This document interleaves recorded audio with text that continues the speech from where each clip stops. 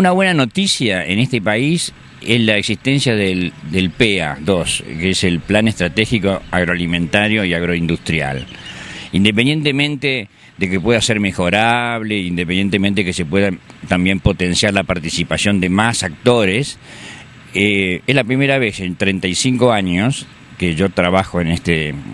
como ingeniero agrónomo, que hay desde el gobierno y desde el ministerio una propuesta bien clara, abordando la diversidad de temas que implica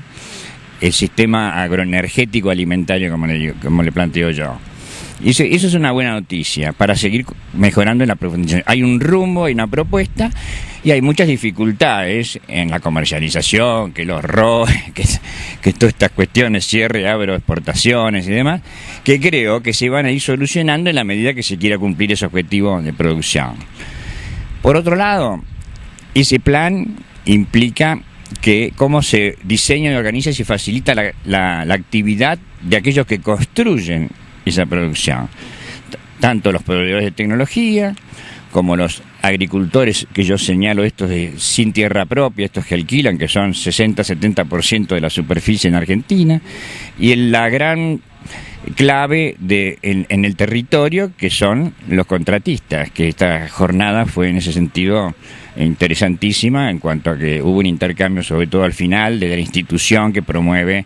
coordinarse para generar no solamente aspectos gremiales, podemos decir, sino de capacitación, de entendimiento de la realidad. Por eso mi charla al principio, la primera parte, antes de hablar de la empresa en sí, es qué está pasando en el mundo en términos de agricultura. Y como vos creo que escuchaste, mi planteo es que básicamente la agricultura hoy es captación de la radiación solar para distintos destinos,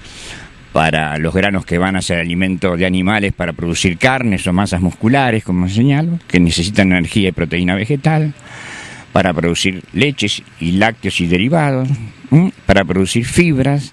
y también en esta circunstancia, por decisiones de política de países desarrollados, para producir biocombustibles. Si bien participan todavía poco en el conjunto total del aporte de la matriz energética, es una señal donde se va por la línea de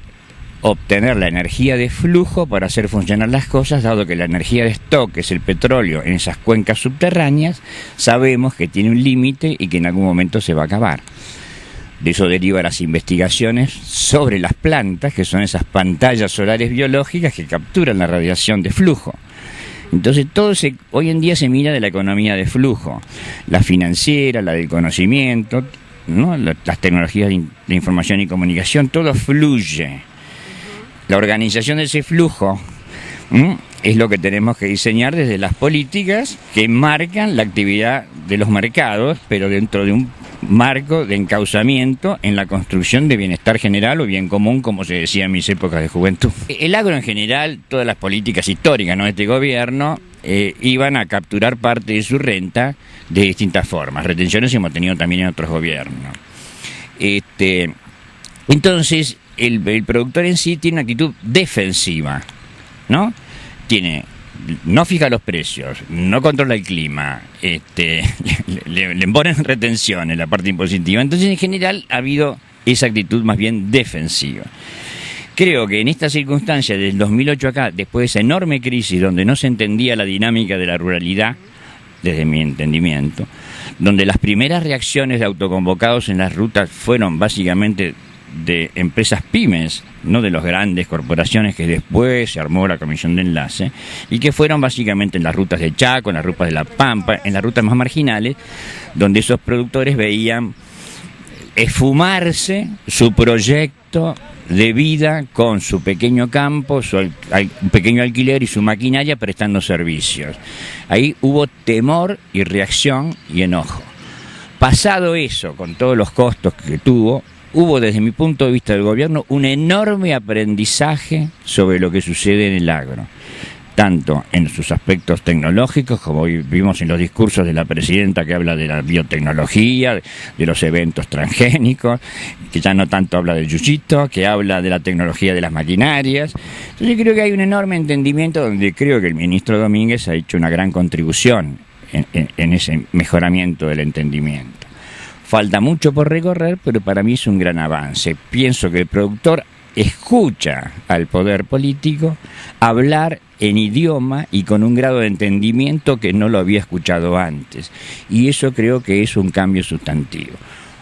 Hay muchas cosas por recorrer todavía en el camino, pero me parece que es un paso inicial sumamente valioso. Tuvo una segunda parte de disertación que tenía que ver con las empresas. Sí, con las empresas pymes o familiares, como toda empresa, se inicia por un pequeño negocio que se va transformando cada vez en algo un poquito más complejo y que requiere más organización. Y de ese punto comenté lo que en mi experiencia de 35 años, asesorando distintos tipos de empresas de distintas escalas, había aprendido, escuchado, y que me parecía importante transmitir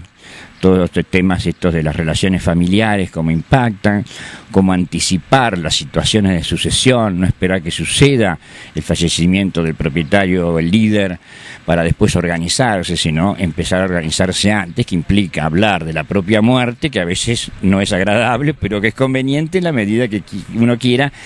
que continúe ese proyecto y no solamente dejar un patrimonio de una cantidad de herramientas, tractores, un pedazo de campo, sino dejar un proyecto que continúe en el tiempo con una cultura, un estilo, un conjunto de valores y comportamientos que ha sido la marca